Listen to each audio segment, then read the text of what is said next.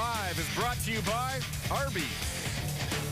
And welcome inside Joe Louis Arena for this Tuesday night edition of Red Wings Live.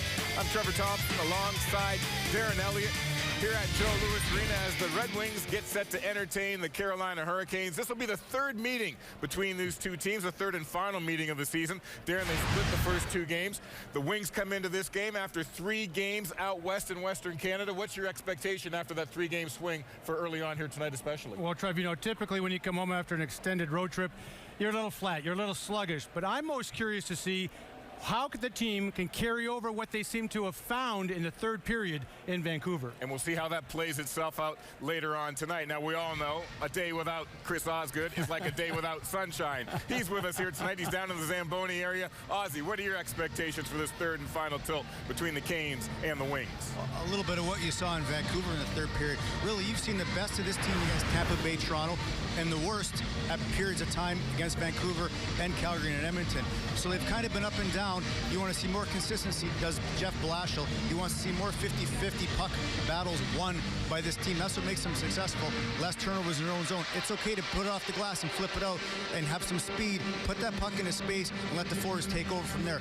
Less turnovers, more intensity, and a 60-minute effort here tonight against Carolina.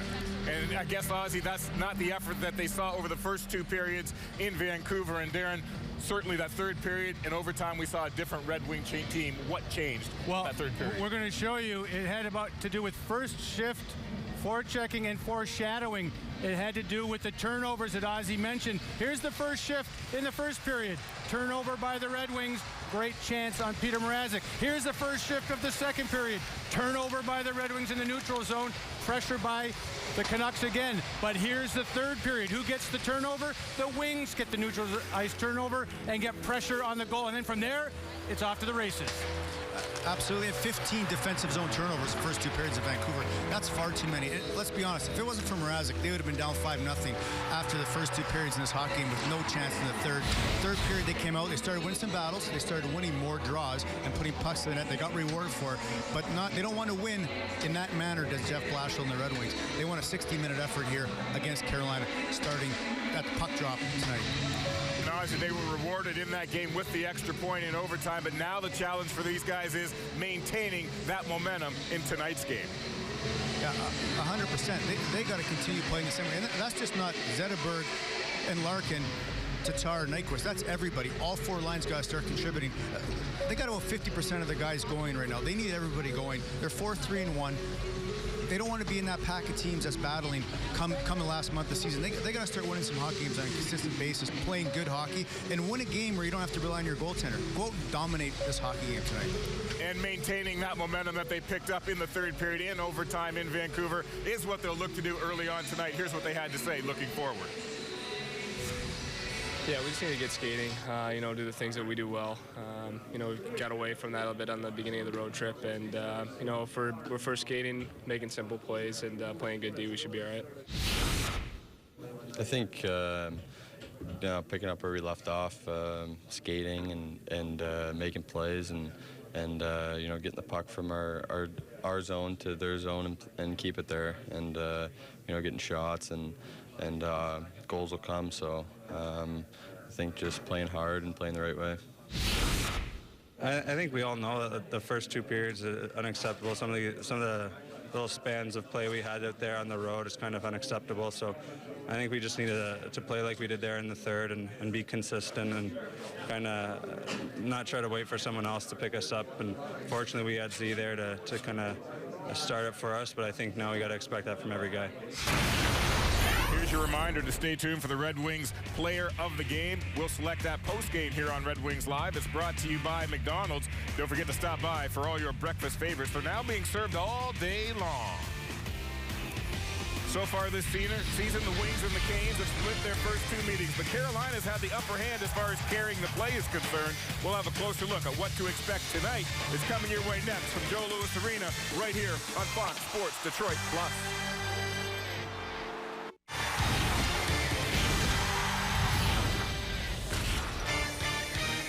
Red Wings Live is brought to you by your local Toyota dealers. Visit buyatoyota.com. Toyota, let's go places. And by Motor City Casino Hotel. So far this season, the Carolina Hurricanes have only collected 4 points. However, 2 of those points came against the Red Wings right here on their home ice. Let's join Johnny Kane rinkside now and find out exactly why these Canes are feeling so confident against the Wings. Johnny. Well, I'll tell you, Trev, this Carolina team has had very few positives through the first 2.5 weeks of the season. Like Detroit, they've had to deal with some injuries, and like Detroit, have played the majority of those first 2.5 weeks on the road. You mentioned the 4 points through 8 games. That ain't all that good, but they've played some of their best hockey against Detroit. Think about this. They've taken 44 more shots in those 2 previous meetings in which they split, which is practically unheard of.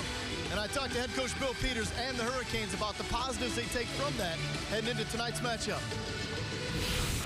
Probably, you know what, the ability to hunt down pucks and stay on it in the offensive zone and have a shot-first mentality, and we need to continue to do that. You know, they're a good team defensively. You can't turn down an opportunity to shoot, and if you can shoot and break them down, then you might be able to generate some chances in the offensive zone. I think we've played a fast game. Both times, you know, we started fast at home. I think the shots in the first period were somewhere around like 15-5 or something. And then again, we were watching a little film, and I saw they were 19-5. Just partway into the second, so I think that was key. We didn't get behind the 8 ball, and we got a lead early. We're just coming out, you know, playing our game, getting pucks deep, just playing well in the defensive zone, and that's creating offensive chances for us. So we just want to go into tonight's game and keep playing that way, and make sure our defensive zone is creating our offense as well. As it goes, you can't score if you don't shoot, and Carolina has little trouble doing that in the 2 previous meetings against Detroit. When I talked to Bill Peters earlier, he mentioned Riley Nash being inserted back into the lineup, says that gives him even more scoring chances with his top 3 lines. Of course, Victor Rask will be his top centerman tonight. We'll send it back to you, Trev. All right, Johnny, and scoring chances is something the Canes certainly have had plenty of facing the Wings in the first 2 matchups so far this season, Darren. Why are they having so much success against the Wings as far as that goes? Well, the Wings can't get out of their own zone. They've been flummoxed by the forechecking of the Canes, and they've been penned in. They've made mistakes, and what that's led to is a lot of time spent in their own zone. Maybe not a lot of quality chances per se, got enough of them, but they're spending way too much time in the first 2 games against the Canes in their own zone. I think, Darren, you got to start with Bill Peters. He's familiar with the Red Wings for sure. And they're playing to the Red Wings' weaknesses. That's getting pucks deep, getting on their D. Sometimes they struggle to get pucks out. And then they're going. Carolina's got a quick team. Red Wings have struggled with their quickness. Tonight, it's an optimum that the Red Wings don't turn pucks over and really don't give the Canes those second and third chances they've been getting in the first 2 games. If it wasn't for Mrazek, they would have never won that first game. And Howard was under siege at the Joe when Carolina visited and beat them there as well. So what they need to do is get pucks deep, test Ward a heck of a lot more than they have in the past 2 games, and get after them. In the fashion that Carolina got after Detroit. Turn the tables on him here tonight. Yeah, but you saw in those last 2 clips, there was an awful lot of, they might play fast, but the Red Wings weren't thinking fast in their defensive zone. You know, 1 guy beating 4 guys, a puck into the front of that can't happen tonight. And we'll certainly look for the offense, more jump from the Red Wings, and certainly more shots on net as they compete against the Hurricanes here tonight. And that's certainly something we've seen a whole lot of from the captain, Henrik Zetterberg, so far this season. He's off to a great start. When we come back on this edition of Red Wings Live, he's one of the top players in the league, and he's certainly leading by example. You'll hear what that means to his teammates after this quick timeout on Red Wings Live, coming at you from Joe Louis Arena on this Tuesday night in the Motor City.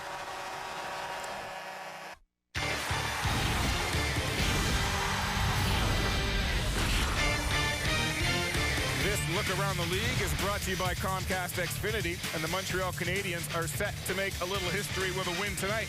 It would be their 10th straight to open up the season, and here you can see exactly where that would place them all time in that category. This historical franchise just continues their winning tradition, looking like a cup contender literally from day 1 this season. Welcome back inside Joe Louis Arena. Trevor Thompson alongside Darren Elliott. Chris Osgood is along with us as well. And Darren, just give us a little perspective on the history the Montreal Canadiens can make with their 10th straight win to open the season. Well, already they've been historic in the fact that all their wins have been in regulation. The other 2 that they're chasing, they had the benefit of the shootouts. Now you had to win those shootouts, but that's how they got to 10, the Leafs and the Sabres. Canadians would do that in another manner. The other thing that's historic to me, they have only trailed for 2 minutes and 57 seconds all season long in the 9 games combined, and some of that was against the Red Wings. Ozzy, what about their run right now impresses you the most? That they've done it in every which way, every fashion. They've done it with goaltending. They've done it with goal scoring. They've tightened up. They're not giving up a lot of shots. Against Toronto, they give 52. They still win. Price is incredible. But they don't rely on Price like they've had to in the past. This team is really deep. Their fourth line is one of the best fourth lines in the National Hockey League. They're going to be tough to beat moving forward. And they're certainly getting leadership from the likes of PK Subban, Thomas Plekanec, and Matt Pacioretty, something the Wings can really, I guess, relate to with the leadership they're getting from their star, Henrik Zetterberg. Here's what they had to say about his play so far this season. Every game he comes to play, and obviously he's one of our older guys, and I think that shows a lot of character when you can come game in and game out and be one of our best players. So, yeah, he's an amazing player. The guy's unbelievable, you know, the undeniable leader of this team, but, you know, the way he works in practice, the way he's been playing in games, I mean, he's spectacular. His approach every day is what's always impressed me about him. He's been extremely strong on the puck. I think in different moments he's taken games over. In Carolina, I thought in the third period he did a great job. I thought certainly in Vancouver he kind of put the team, even before the third period, to be honest with you, he was the one guy to me that was leading by example and saying enough's enough, and he does that lots. We've seen him do it through the years, and he certainly continued to do it. Now, Ozzy, this is a guy that's a former teammate of yours. Describe how you've seen him grow as a leader and how you see him still able to produce at this elite level despite being on the other side of 35, as it were. I'm going to make this short because the Zamboni's going to come through, could run me over. In my estimation, the best captain and leader on and off the ice in the National Hockey League. End of story. Watch out for that Zamboni, but right now watch out for Henrik Zetterberg if you're the opponent to the Red Wings. And you heard the glowing reports from the coach and the teammates. He brings a youngster into the fold in Dylan Larkin, and it immediately makes him an impact player, makes everybody around him better. Played over 25 minutes in Vancouver, over 35, and plays over 25. Incredible, doing whatever it takes to win. And one of the things that Henrik Zetterberg is still elite at is winning one-on-one battles. He doesn't lose the puck in the offensive third. So strong on his stick. That is a great attribute to have, and something that everybody picked up on in that third period against the Canucks. And Darren, he is producing offensively so far this year. Wouldn't it be cool to see him get a hat trick tonight? Yes, it would. Fans at home would love it too. Because this reminder, if a Detroit player scores a hat trick in this game, you can bring a copy of the scoring summary to a participating Arby's location tomorrow for a free small order of curly fries. You can find a copy of the scoring summary in your newspaper or on the Red Wings page at foxsportsdetroit.com. And when we come back on this edition of Red Wings Live, we tell you how the Wings intend to keep carrying on despite a couple of key injuries along their blue line. Depth is a good thing, and we tell you how and why when we return to the show right after this.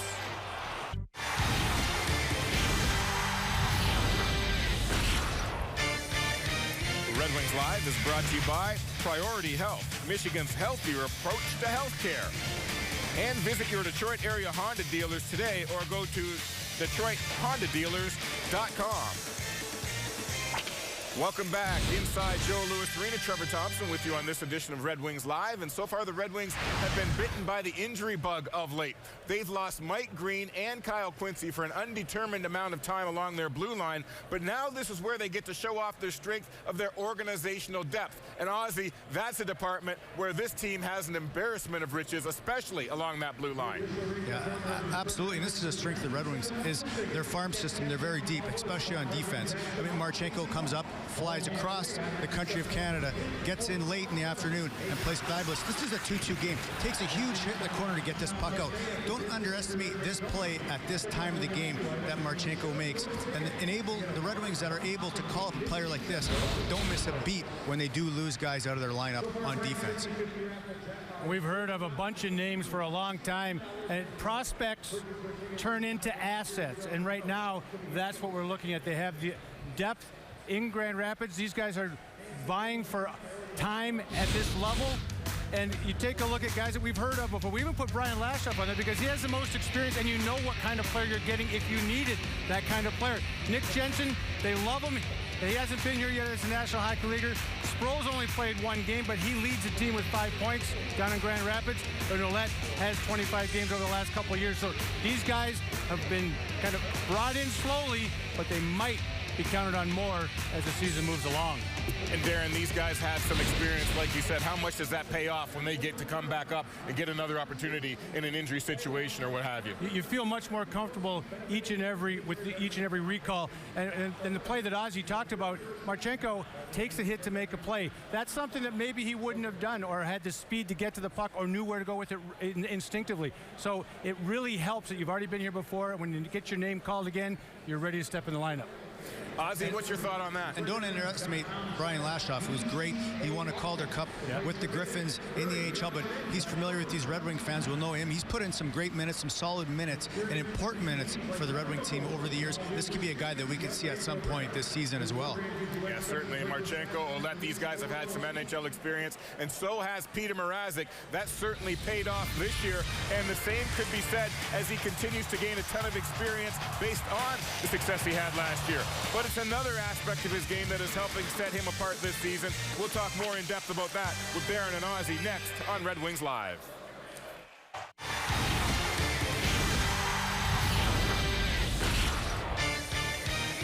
Red Wings Live is brought to you by ZotAuto.com, home of Chrysler, Jeep, Dodge, Ram, Ford, Toyota, and Scion.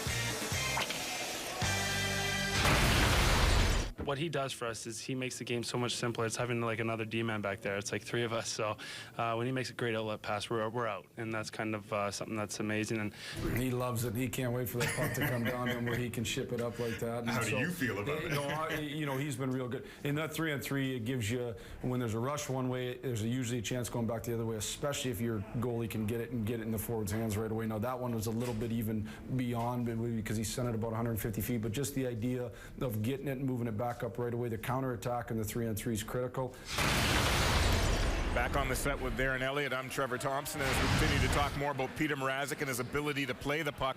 Darren, my question to you is it more difficult than it looks to be an effective puck mover as a goaltender on a consistent basis? Yeah, I think it is. I mean, it's a real special skill to have as a goaltender. You can hear the defenseman, the coaches glowingly, because it's not just about shooting it hard off the glass or making a long stretch pass. It's about helping out your defense and becoming part of the breakout, giving them good outs and good options, leaving them in good positions to make plays. That's it's some of the simpler stuff. Just that little place. It's on the forehand, boom, it's out of the zone. Those kinds of things.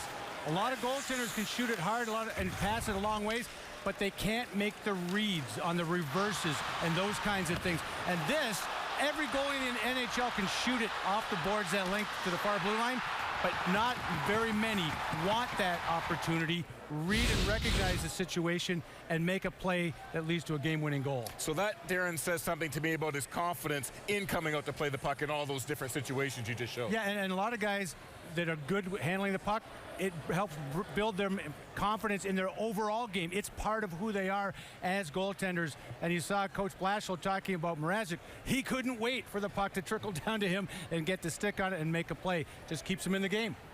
Now, we looked through our vault and we saw some video of Chris Osgood trying to handle the puck.